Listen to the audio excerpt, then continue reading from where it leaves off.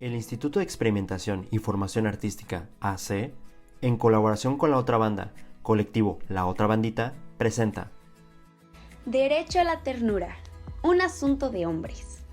Un espacio para hablar de lo padre que es ser padre, con todo y los miedos y dudas que esto implica.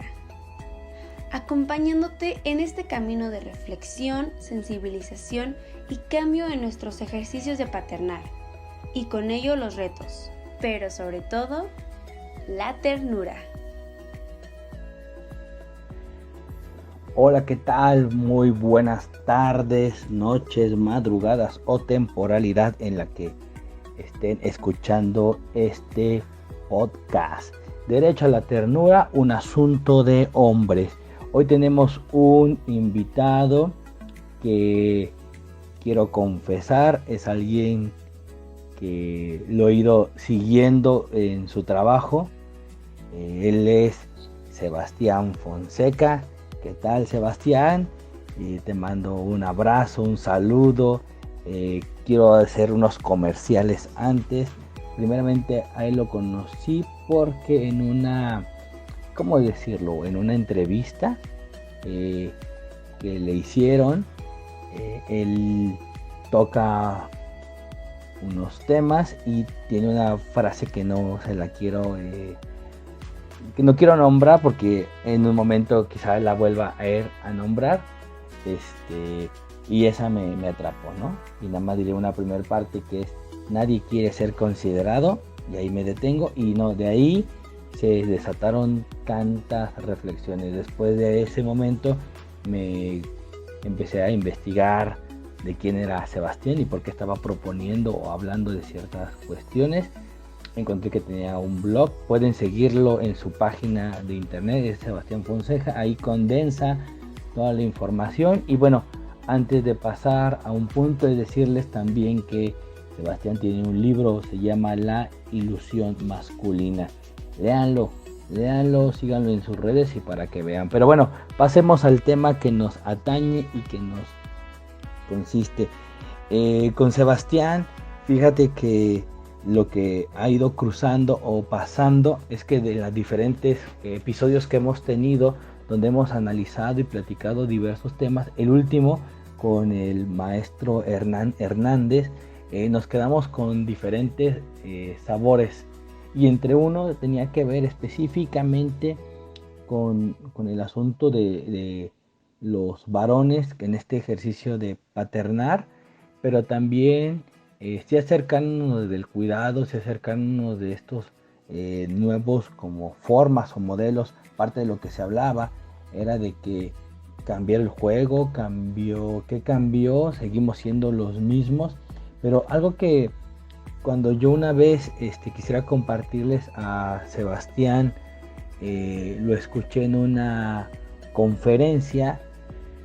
Él puntualizaba algo que en esos momentos no tenía yo visible o no lo tenía pensado, y me pareció sumamente poderoso algo. Resulta que en esa charla que él tiene, hace una presentación de datos. Cuando hace esa presentación de datos, ¿qué muestra? Bueno, muestra que pues en un contexto pareciera que nosotros como varones estamos asumiendo y nos estamos dando cuenta que cambiamos los pañales, que ahora barremos, que ahora sí hablamos de nuestras emociones, que uno que otro vaya a un espacio terapéutico o grupal. Y entonces me parecía como muy importante como la óptica o la mirada que tenemos los hombres, algunos hombres, para asumirnos desde un lugar. Pero Sebastián lo que muestra en esa, digamos, charla, es que después dice, bueno, él no lo dice así, cabe aclarar, esta es la interpretación mexicana, donde entonces Sebastián dice, ¿pero qué creen? Pero cuando le preguntamos a las mujeres, a las compañeras, con quien nos hemos relacionado para ciertos temas, pues resulta que la visión, la sensibilización es bien distinta. es muy diferente a cómo lo estamos percibiendo. Y entonces ahí es cuando viene el cuestionamiento, donde pareciera que a veces nosotros estamos viendo las cosas desde un lugar, desde esa óptica, pero quien la siente, quien la vive, quien está inmerso también en estas relaciones con nosotros, me parece que no coincide. Y no tiene que ver con un aspecto de pongámonos de acuerdo en un aspecto como conceptual e interpretativo. Tiene que ver con algo muy sencillo, que tiene que ver con lo que se experimenta, se siente y se vive en una forma de relacionarnos. A partir de ahí es cuando surge, y por eso la invitación a Sebastián, porque me parece que acentuó algo muy fuerte y que me sigue a mí también cuestionando qué son esas cosas invisibles, qué son esas cosas que de repente uno no visualiza, no mira, no ve, o la otra, ¿no? Que me parece como muy fundamental. O puede ser que cuando estamos asumiendo esta idea o este concepto de nuevas masculinidades, y la voy a poner entre comillas porque es una cuestión que se está diciendo, que diría un querido conocido, que de nuevas no tiene nada, pero sí es una cuestión donde nos invita a decir que parece que quienes no se asumen desde los roles tradicionales, las acciones que hacen de manera concreta, de manera tangible, pero lo que es socialmente criticado, eso pareciera que no lo hacemos. Esas las cosas que no hacemos, y desde ahí nos asumimos desde un lugar para decirme o deslindarme que entonces yo ya no soy un hombre machista, que yo ya no soy un hombre tradicional, y entonces esos elementos desde la crianza, y entonces soy un buen hombre porque hoy cambio pañales, hoy soy un buen hombre porque puedo cantar con mis hijos algunas cuestiones, pero qué tanto realmente si hay una implicación profunda dentro de nuestros ejercicios de paternar, donde entonces si estamos haciendo solo una parte, o realmente si estamos asumiendo toda la cuestión y toda la carga que implica el acompañar de vida y el cuidado, con todos sus elementos que eso tiene de su complejidad para hablar. Entonces a partir de aquí es cuando pues viene esta como reflexión, ¿no? Que nos quedamos pensando, yo junto con otras personas, donde no estaremos de repente, a veces, ahora en esta como finuras, como ocultando, no reconociendo algunas cosas, porque creo que el tema tiene que ver entonces sí con las relaciones y con las relaciones de poder.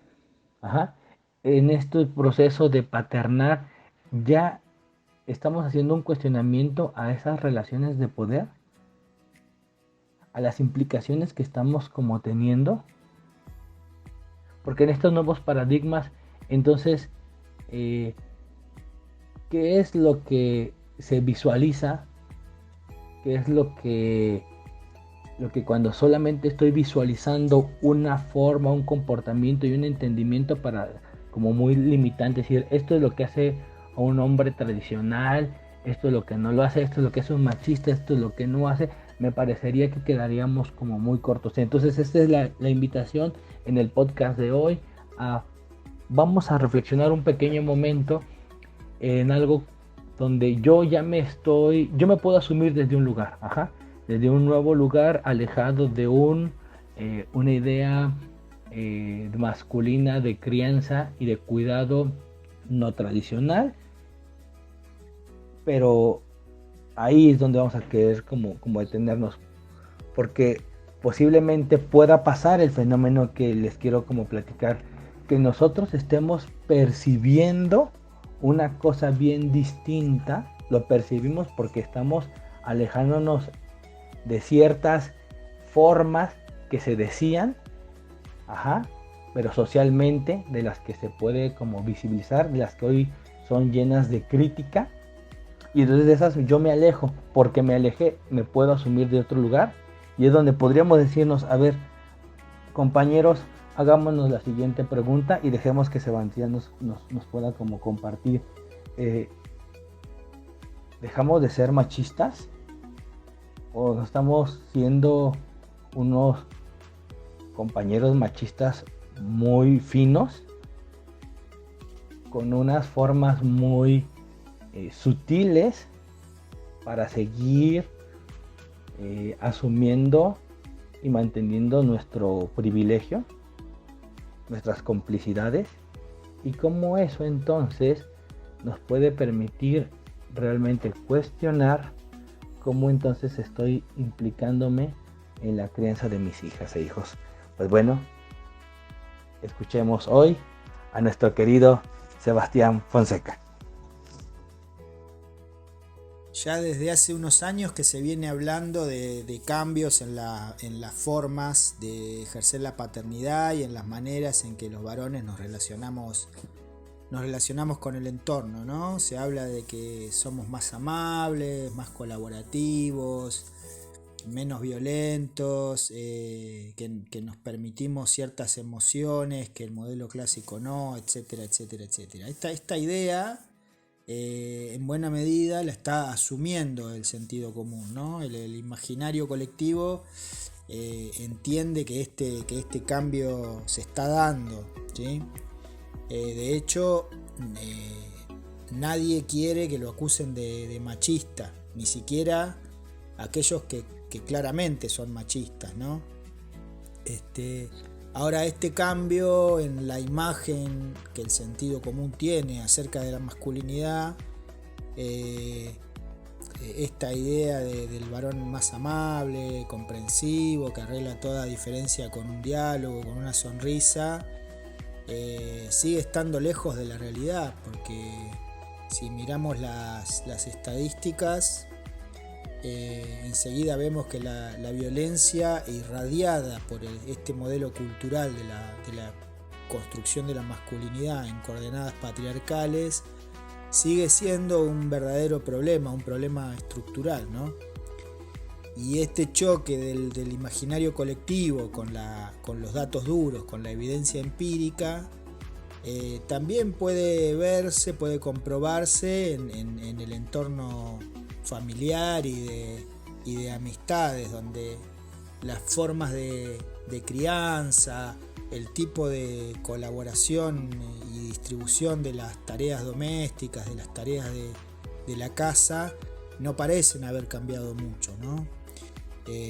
Incluso al hablar con varones que se supone que se alejan muchísimo del modelo cultural clásico de la masculinidad, al indagar un poco en cómo es la distribución de las tareas en el hogar, observamos patrones que se corresponden muchísimo con ese modelo clásico, ¿no? Entonces, por ejemplo, en las actividades y en los talleres que yo vengo facilitando y llevando adelante desde hace unos años, es notorio cómo cuando al describir cuáles son las características de esta masculinidad clásica, siempre hay alguien que levanta la mano o pide la palabra.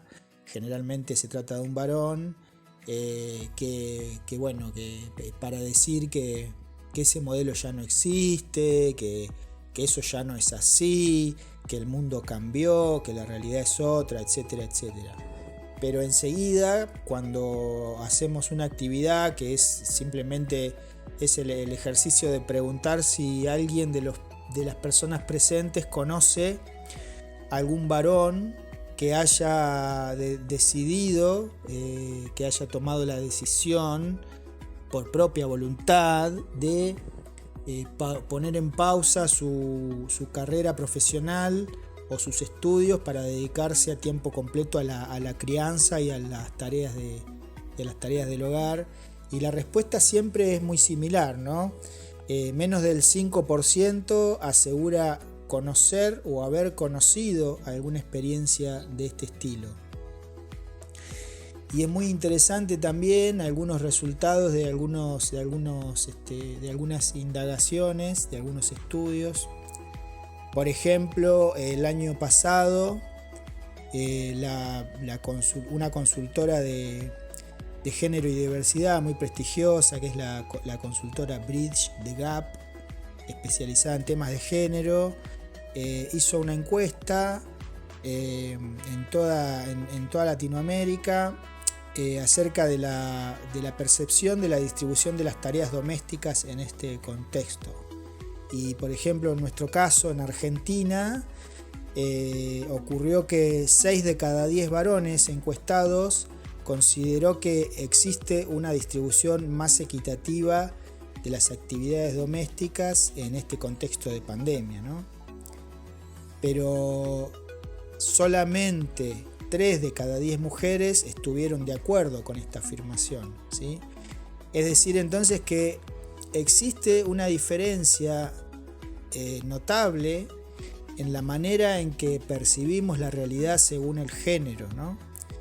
Es más, me animaría a decir que muchos varones quizá consideramos que lavar los platos o los trastos, como dicen ahí, con hacer eso una vez por semana, o pasar la escoba, barrer y limpiar un poco los fines de semana, con eso ya estamos contribuyendo de una manera superlativa a una distribución equitativa de las tareas, ¿no? Entonces, la pregunta que queda flotando en el aire es, ¿de verdad está cambiando la manera, la forma en que los varones construimos nuestra identidad masculina? Porque quizá hay que tener cuidado con esto, porque puede que se trate apenas de una idea, ¿no?, que está flotando, pero que no tiene ninguna relación concreta con la realidad. ¿Sí? Puede ser algo discursivo, una apariencia, ¿no? Una apariencia de justamente una estrategia de evasión de la masculinidad tradicional, ¿no? Que para no perder su centralidad en la configuración de las relaciones de poder, nos presenta esta figura superficial, esta cosa de ser más amables, ¿no? Cuando en realidad de lo que se trata es de poner en discusión las relaciones de poder, ¿no? Porque los varones ocupamos un lugar privilegiado en la distribución del poder, nuestro sistema social es un sistema desigual a favor de los varones, ¿no? Entonces, retomando un poco de alguna manera el orden discursivo que sostiene que existe un cambio en las maneras de ser de los varones, podría ser como digo en el libro, ¿no?, la nube de tinta que lanza el pulpo patriarcal al ser descubierto, ¿no? Esta idea de bueno, somos más amables, pero seguimos tomando las decisiones más importantes.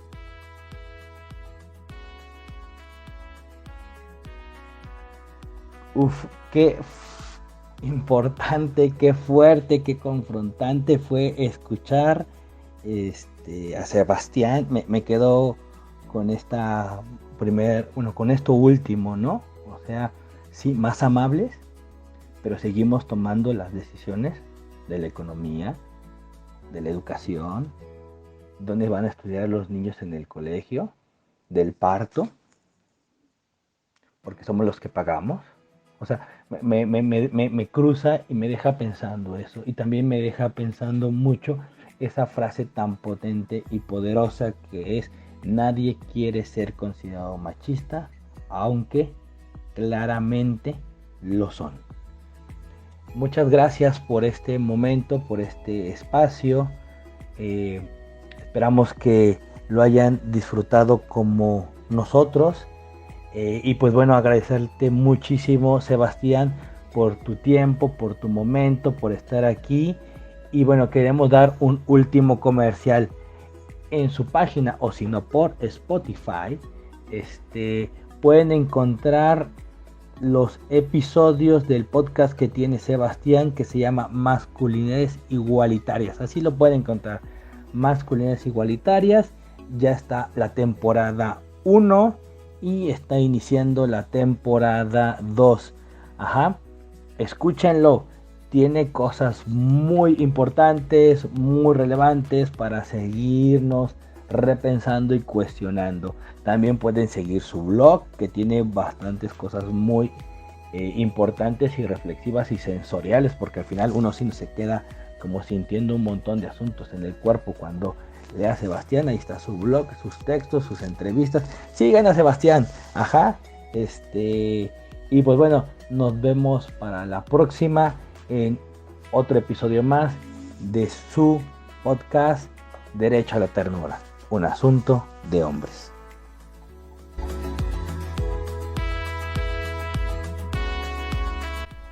Gracias por acompañarnos en este episodio. Recuerda que cada martes subimos contenido nuevo con invitados muy especiales para seguir este camino de paternar. Hasta la próxima.